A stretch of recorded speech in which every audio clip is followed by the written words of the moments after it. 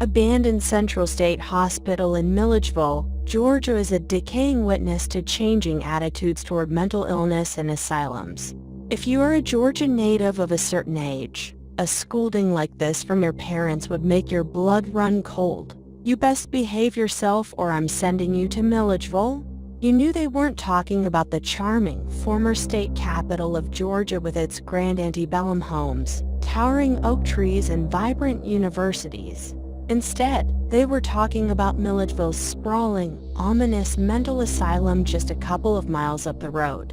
Known today as Central State Hospital, this now abandoned asylum was once one of the largest mental hospitals in the United States.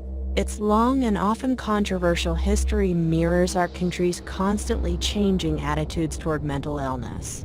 Milledgeville, population 18,704, is the county seat of Baldwin County in central Georgia, 98 miles east of Atlanta. Central State Hospital, though only a couple of miles out of town, Google Maps, seems worlds away from Milledgeville's quaint downtown district, a magnet for tourists and nearby college students. Driving around the largely abandoned campus, there is an eerie calm belying its often chaotic past, when it was overrun with patients committed for all manner of mental afflictions, rightly or wrongly.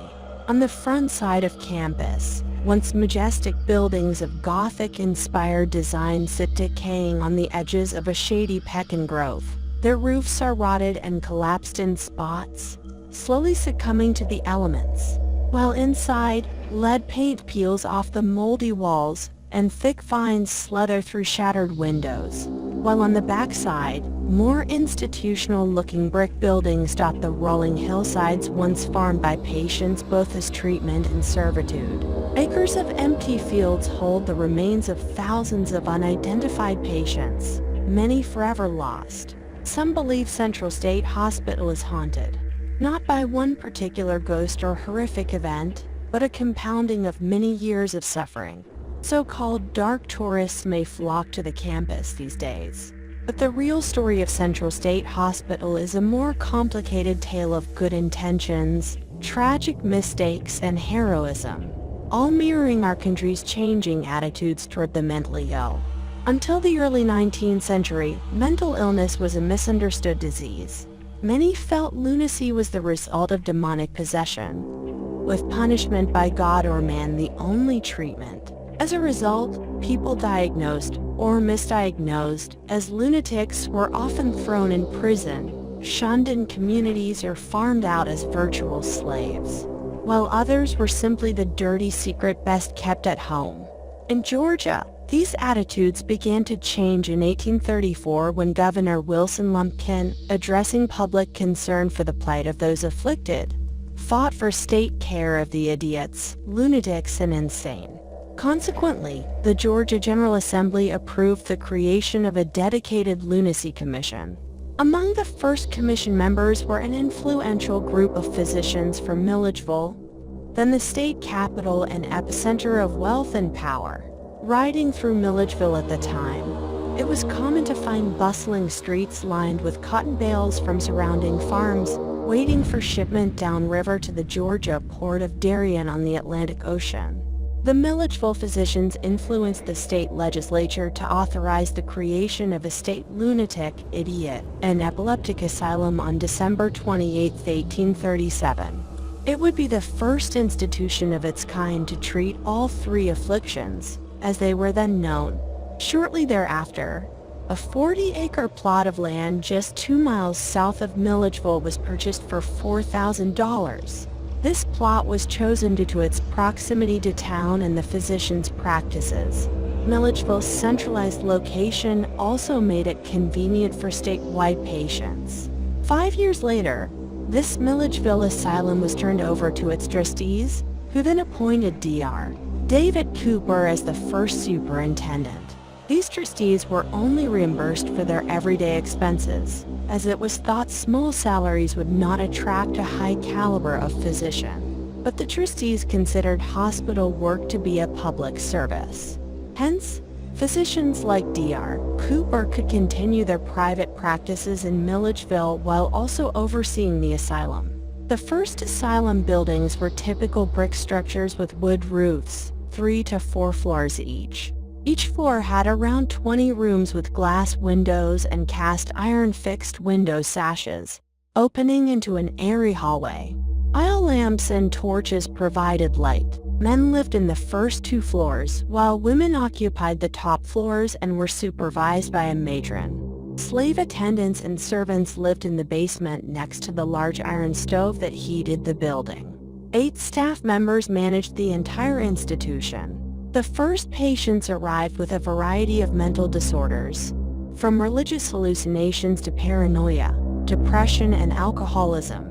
Georgia residents deemed lunatics, idiots, or epileptics had to first stand trial before a jury with at least one physician.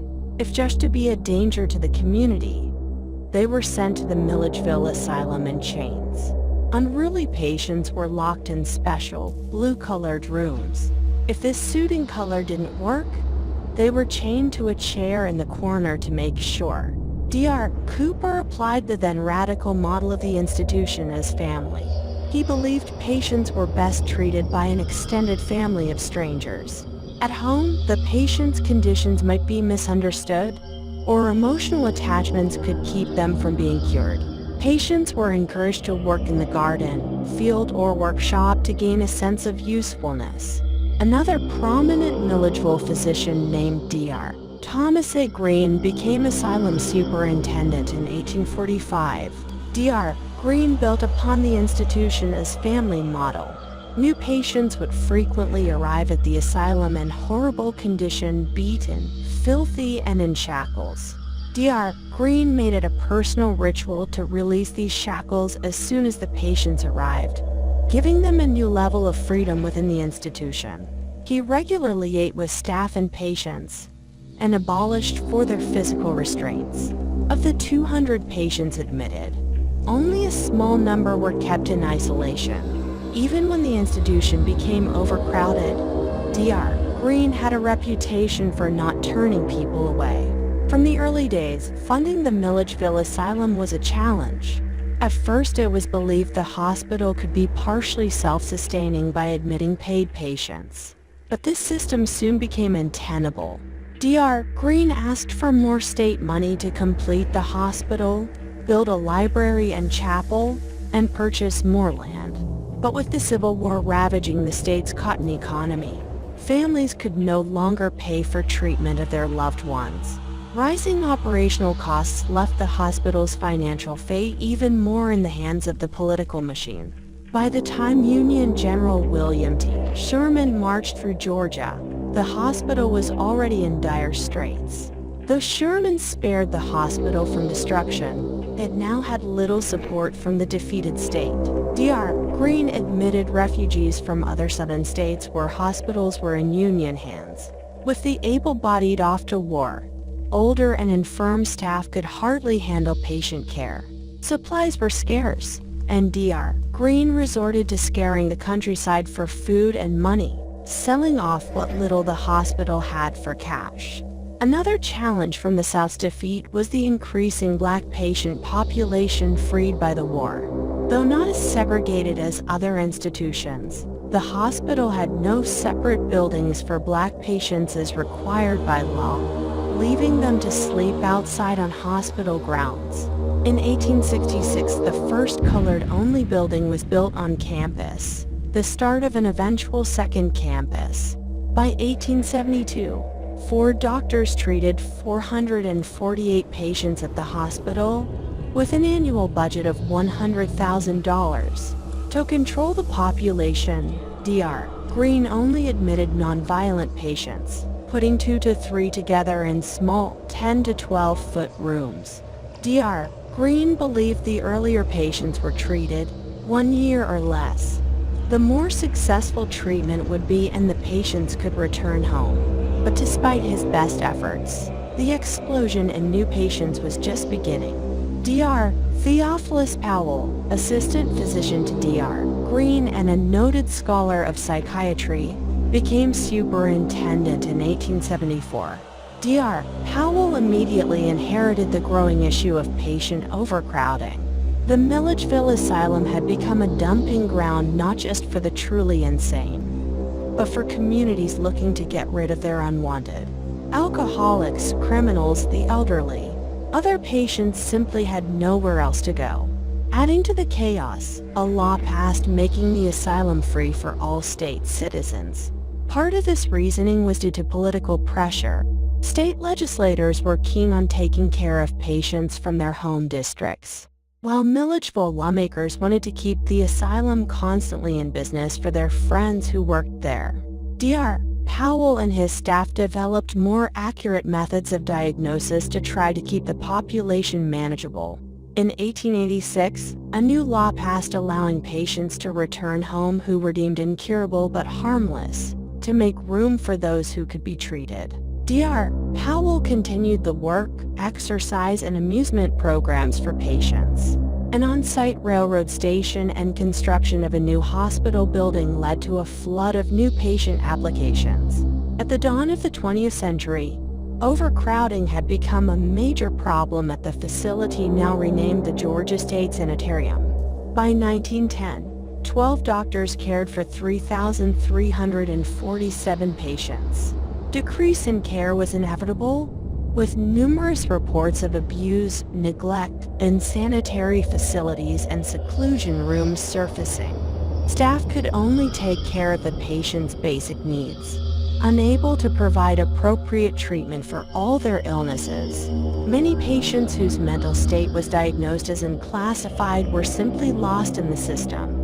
This led to many stories, some true, others just folk tales of loved ones vanishing in the bowels of the sanitarium. In 1921, segregation of black patients came to an end, but racial tension was still a reality in the community at large. 4 years later, the first reported murder of a hospital staff member occurred. Amy Oxford, a popular nurse, was struck in the back of the head with an axe handle by a black patient, who then returned to his work quietly. As news spread, local townspeople broke into the building where the patient was in seclusion, killing him in the same manner. Hospital staff still considered farm work a helpful activity for the patients. 800 acres of nearby farmland took care of the facility's food needs, tended by the patients. Although this program offered little in the way of actual treatment, it developed and nurtured job skills the patients could use back home when discharged. Georgia State Sanitarium changed its name again in 1929 to Milledgeville State Hospital, a reflection of society's evolving views toward the mentally ill and treatment. By now the hospital had become a small city, with 6,000 patients in treatment, 600 per physician, and a waiting list of 1,500. Many buildings were deteriorating and had become fire traps. In response, the hospital expanded to include 132 more acres. 4 new hospital buildings made of brick and modern interiors were built, plus a dedicated tuberculosis ward. By the 1940s, Milledgeville State Hospital had over 10,000 patients averaging 20-year residencies. Attendants and nurses worked 60 to 70-hour weeks, with nurses making around $74 a month. It was later believed thousands of patients could have been sent home as harmless. Many patients claimed to have been railroaded into the institution by others for various reasons, but poor state financing and draining of able-bodied staff during World War II meant radical treatment was needed to stem the unrelenting tide of patients. To combat the untenable conditions, more radical forms of treatment such as insulin shock and electroshock therapy, also known as electroconvulsive therapy or ECT, became commonplace. Hospital staff administered electroshocks at their discretion on a mass assembly basis. Patients were frequently confused if shocks were being given as treatment or punishment. Afterwards, nurses walked patients back to the day room in a stupor. While hospital chaos died down thanks to electroshocks, memory loss in patients was common, unpredictable, and sometimes permanent, helping wipe out, as some advocates noted, any memories of abuse. Lobotomies were introduced in 1951 for especially chronic cases. 125 severely ill patients were lobotomized, with only 24 able to return home. An unknown number became even worse. Atlanta newspapers ran frequent articles on patient abuse and deteriorating hospital conditions, becoming one of the few advocates patients had. State politics continued to influence hospital policies, with the board pressured by politicians to appoint staff as political favors, and to patient levels high for economic profit.